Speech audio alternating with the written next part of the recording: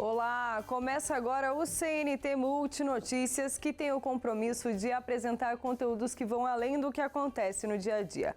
Tudo para levar mais informação até você. Então confira o que é destaque nessa edição. Videogames entram na sala de aula como ferramenta para estimular o raciocínio e interesse pela tecnologia. E o reajuste dos planos de saúde individuais e familiares foi anunciado, mas a mudança não vale para todos os contratos.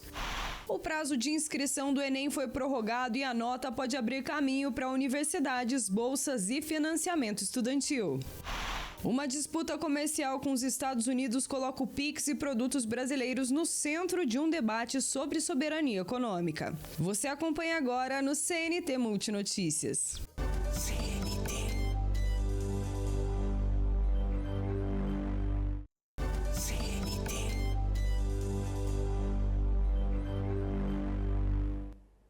Quem pensa que videogame serve só para diversão pode se surpreender. Em escolas públicas de Salvador, um projeto utiliza jogos clássicos para despertar a curiosidade dos alunos, estimular o raciocínio e apresentar a história da tecnologia. A iniciativa já está na 9ª edição e tem conquistado estudantes e professores. Controles nas mãos, olhos atentos e muita animação. Para muitos estudantes, essa foi a primeira oportunidade de conhecer de perto videogames que marcaram gerações. Primeira vez jogando aqui, achei muito legal. Além dos consoles clássicos, os jovens também puderam experimentar jogos de dança e até tecnologias mais modernas, como a realidade virtual. Eu acho que é uma oportunidade grande de se conectar mais com o mundo virtual e uma maneira muito boa de aprender. A experiência faz parte de um projeto que promove uma verdadeira imersão no universo dos games para estudantes de bairros periféricos de Salvador. Mas a proposta vai além da diversão. A iniciativa busca apresentar aos jovens uma indústria que movimenta bilhões de reais no mundo e que também gera oportunidades na Bahia, com empresas locais desenvolvendo jogos. Vamos mostrar o que é essa indústria, mostrar o outro lado da moeda, que não é somente diversão. Isso é negócio, isso é mercado, é uma indústria que movimenta bilhões no mundo inteiro. E a gente tem indústrias e empresas trabalhando aqui no nosso estado com CNPJs baianos, jogos que refletem a nossa própria identidade cultural, sendo exportados para o mundo inteiro. E a gente precisa fazer com que nossa população e nossa sociedade tenha conhecimento a respeito disso. Enquanto os jogos atuais impressionam pelos gráficos e pela tecnologia, os videogames retrô ganham a atenção por outro motivo, o desafio. Sem tantas dicas ou caminhos prontos, eles exigem mais estratégia, paciência e raciocínio dos jogadores. Que é mais jogando assim, parece que você tinha que exigir mais pensar, né? Tipo, hoje em dia, de vários jogos o jogo indica você a terminar a fase e tudo mais. Eu vejo que é mais complicado. Você tem que pensar mais para terminar as fases, para jogar. Esse outro projeto do Senac resgata a história dos videogames com consoles lançados nas décadas de 80 e 90. E a nostalgia e a imersão é completa, já que alguns deles só funcionam em televisores de tubo. Mas para os professores a experiência é mais do que isso. Os games se tornam importantes aliados no processo de aprendizagem. Porque desenvolve a cognição deles, né? O aprendizado, a metodologia de ele aprender a desenvolver aquela questão do eu perdi, o que é que eu vou fazer agora? Como é que eu vou conquistar esse prêmio? Como é que ele é conquistado hoje? Especialistas explicam que os jogos eletrônicos, quando bem aproveitados, podem ajudar no desenvolvimento cognitivo, estimular a resolução de problemas e até servir como ferramenta complementar em tratamentos de saúde. Psicólogos e psiquiatras, eles já estão utilizando jogos para tratamento, por exemplo, de transtorno de ansiedade, do TDAH, da depressão, né? Os jogos, eles podem vir como um auxílio, não são substitutos, mas eles podem vir como um auxílio para que essas terapias, elas tenham a longo prazo, né, vivência mais participativa na vida daquela pessoa. O videogame, ele pode sim ser uma ferramenta poderosa para o desenvolvimento cognitivo e para a socialização. Em contrapartida, pode existir a dependência comportamental e o isolamento social. Mas o alerta continua valendo. O uso excessivo pode trazer consequências como dependência comportamental e isolamento social. Por isso, a principal lição é que, quando utilizados com equilíbrio, os videogames podem ser muito mais do que entretenimento. Podem abrir portas para o conhecimento, para a criatividade e novas possibilidades de futuro. E no próximo bloco a gente fala sobre o aumento dos planos de saúde individuais e familiares e uma especialista explica que nem todos os consumidores são protegidos pela mesma regra. Logo mais.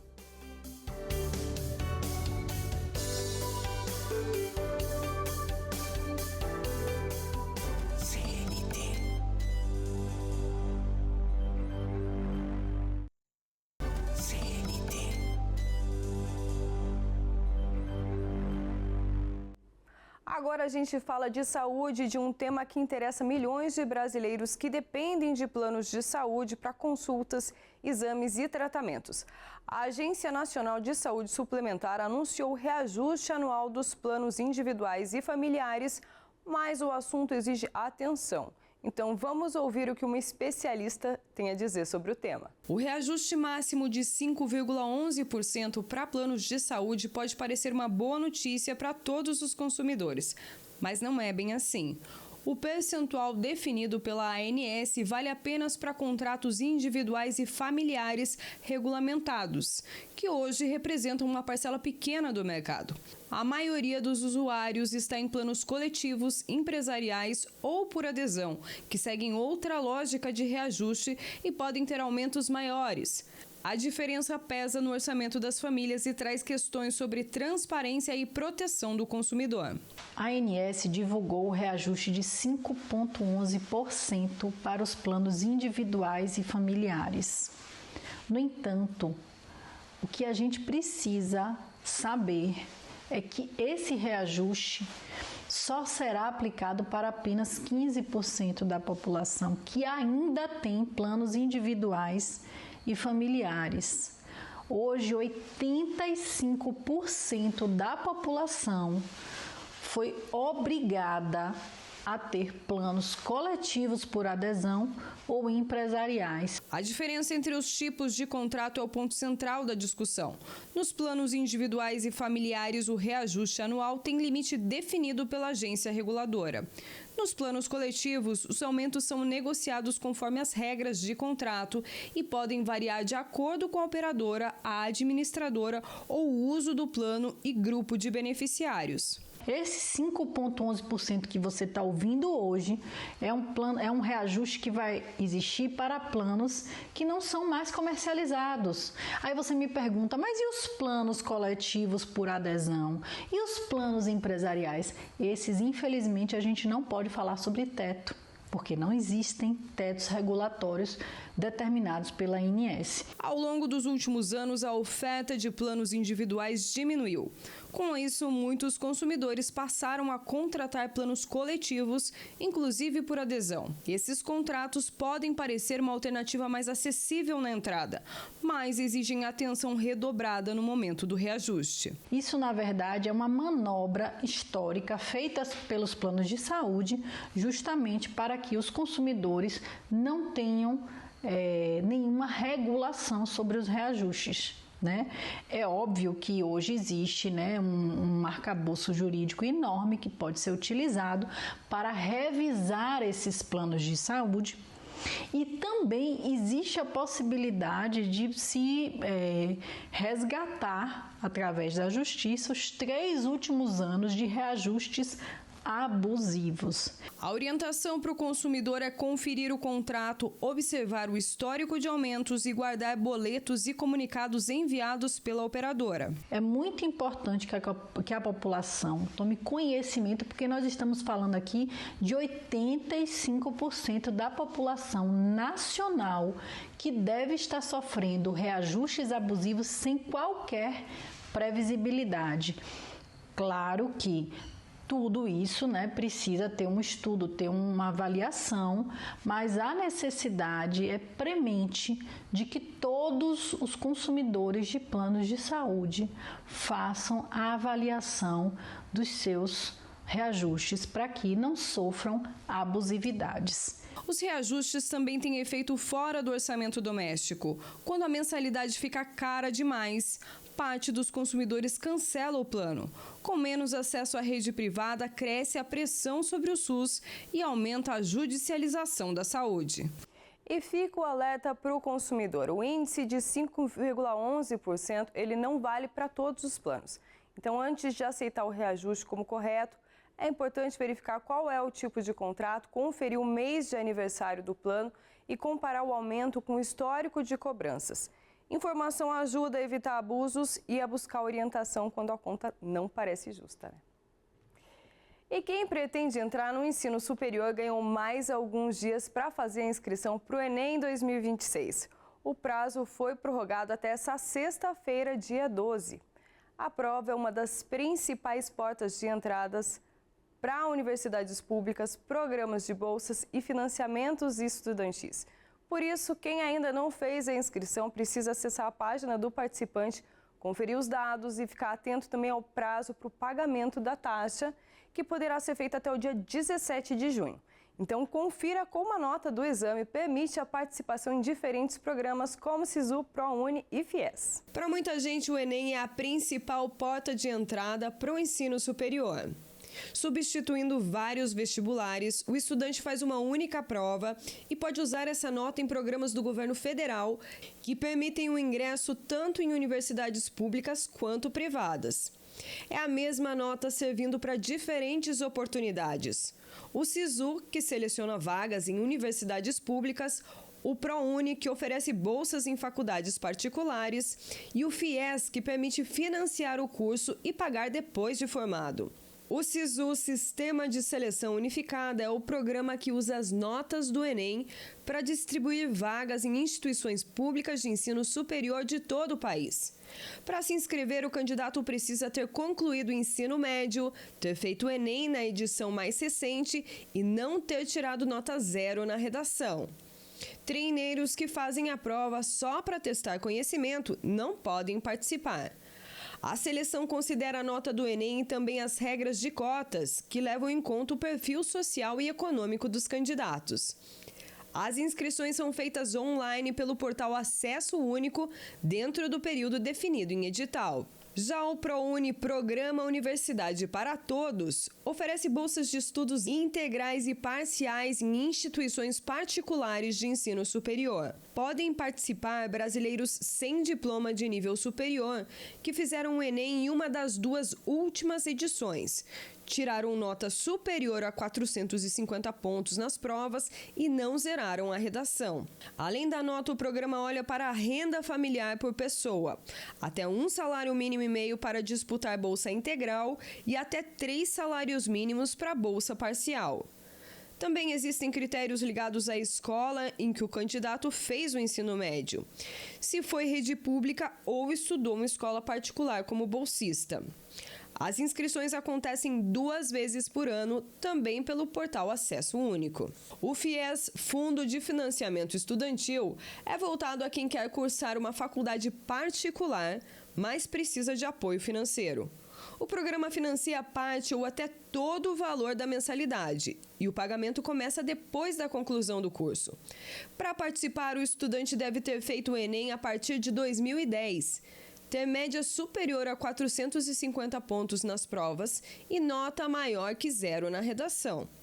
Também é exigida a renda familiar mensal de até 3 salários mínimos por pessoa. Na modalidade FIES Social, metade das vagas é reservada para estudantes de baixa renda inscritos no CAD Único, com possibilidade de financiar até 100% do curso.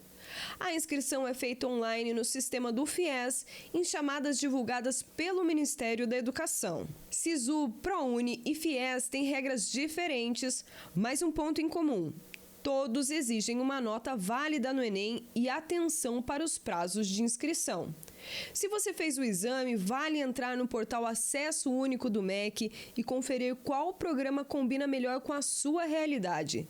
Se é disputar vaga em universidade pública, tentar uma bolsa em faculdade particular ou buscar financiamento para custear o curso. Ler o edital com calma, checar a renda familiar, a edição do Enem aceita e os documentos necessários é o passo seguinte para transformar a nota da prova em uma oportunidade real de ingresso no ensino superior. Daqui a pouco você acompanha uma disputa comercial que coloca em debate até onde decisões de outros países podem afetar a economia brasileira. Logo mais.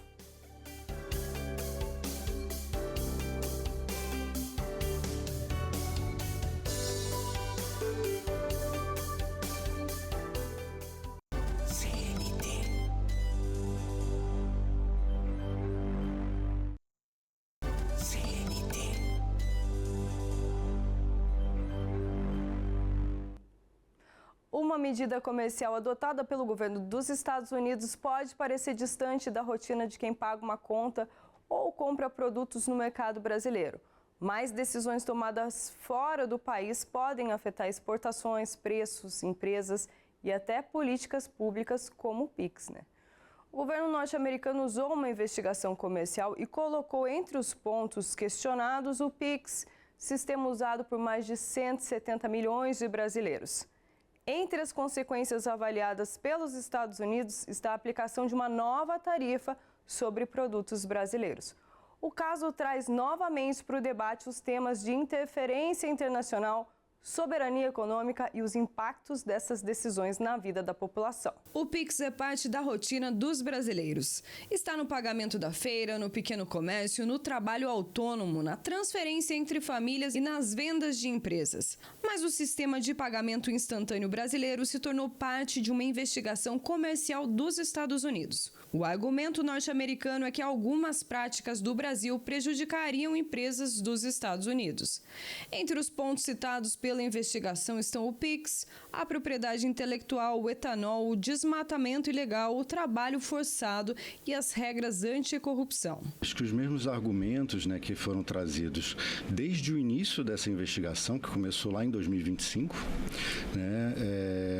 esses mesmos argumentos eles têm falhas e são bastante, inclusive, discriminatórios com relação ao Brasil. Então, não só com relação ao PIX, que a gente pôde discutir de maneira mais aprofundada naquele momento, em abril, mas também as diversas outras alegações dos Estados Unidos, elas têm diversos problemas, inclusive, e utilizam uma legislação interna dos Estados Unidos que viola bastante as regras do nosso regime multilateral de comércio internacional, que é centrado hoje em dia na Organização Mundial do Comércio, a OMC. Na prática, a investigação se tornou uma justificativa para sobretaxas contra produtos brasileiros. A tarifa sugerida dessa vez é de 25%, mas ainda não está valendo. O ponto é que a medida não atinge apenas empresas. Quando uma tarifa encarece exportações, setores produtivos podem perder competitividade, contratos podem ser revistos e a pressão chega à economia real. São diversos mecanismos que são utilizados pelos Estados Unidos para tentar, inclusive, forçar outros países a realizarem medidas que não são apenas de cunho econômico, às vezes de cunho político. Sim. Então, nesses mecanismos, tem o PIX, que é um instrumento de pagamentos, tem questões relacionadas à propriedade intelectual, à pirataria, então a citada Rua 25 de Março, lá em São Paulo.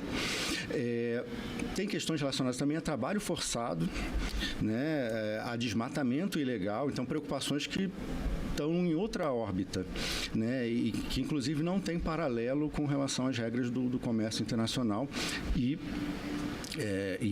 na minha visão, enfim, diversos especialistas realmente violam essas regras do comércio, porque você deveria ter que entrar, abrir um painel, fazer reclamações diplomáticas, depois abrir um painel e depois chegar num órgão de apelação para definir isso.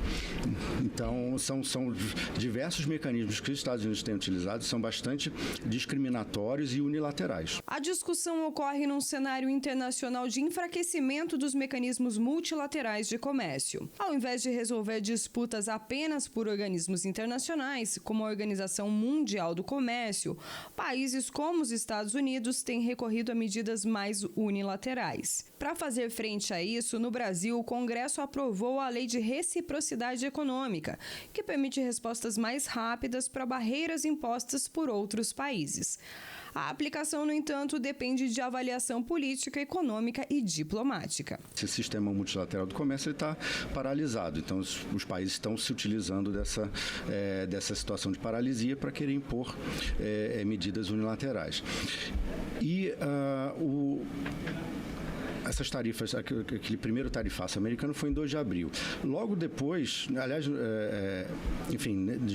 logo nesse contexto já foi aprovada aqui na Câmara e mandada para sanção a Lei de Reciprocidade Econômica, que trazia medidas que, inclusive, originalmente eram relacionadas mais a desmatamento e questões ambientais, mas foram ampliadas para responder a medidas unilaterais de uma maneira mais generalizada.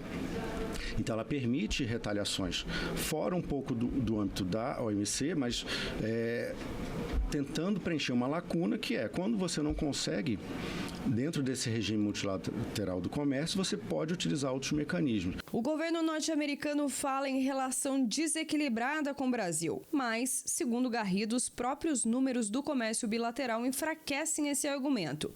Os Estados Unidos vendem mais para o Brasil do que compram, considerando bens e serviços. Ou seja, a relação comercial já é favorável para os norte-americanos. Os Estados Unidos falam de uma relação desequilibrada com o Brasil, que prejudicaria empresas americanas, mas os Estados Unidos têm um superávit muito relevante com o Brasil. Apenas ano passado, o superávit em bens e serviços foi de 40 bilhões. Nos últimos 15 anos, foi de 400 bilhões. Então, assim, os Estados Unidos, do ponto de vista, inclusive, dos argumentos que eles usam, olha, os Estados Unidos tem déficit com tal país, então vou botar tarifa de tanto. Do ponto de vista, inclusive, do argumento que eles usam, o Brasil não teria por que ser penalizado, porque os Estados Unidos têm uma relação econômica muito superavitária com o Brasil. Para quem está em casa, a discussão pode parecer técnica, mas as tarifas podem atingir setores que exportam para os Estados Unidos e essa instabilidade pode afetar empresas, empregos, investimentos e preços. E no caso do PIX, o debate toca numa ferramenta que mudou a forma como milhões de brasileiros movimentam dinheiro. O governo Trump não é conhecido por defender o meio ambiente ou questões climáticas e tudo mais, só que usa o argumento do desmatamento, nem em preocupações sociais, mas usa o argumento do trabalho forçado. Então, são argumentos ali trazidos de maneira meio que, sem uma grande preocupação, inclusive com o seu discurso oficial, mas que querem forçar uma mudança na política interna, uma ingerência na política interna dos países. Agora, o desafio para o governo brasileiro é defender interesses nacionais, sem ampliar prejuízos para setores produtivos e para a população. O que a gente percebe é que as justificativas para a nova taxação não se sustentam e o governo norte-americano continua desrespeitando as normativas internacionais, gerando instabilidade econômica e política não só no Brasil, mas em vários outros países. Nesse cenário, falta regulação internacional e sobra interferência e desrespeito à soberania dos países.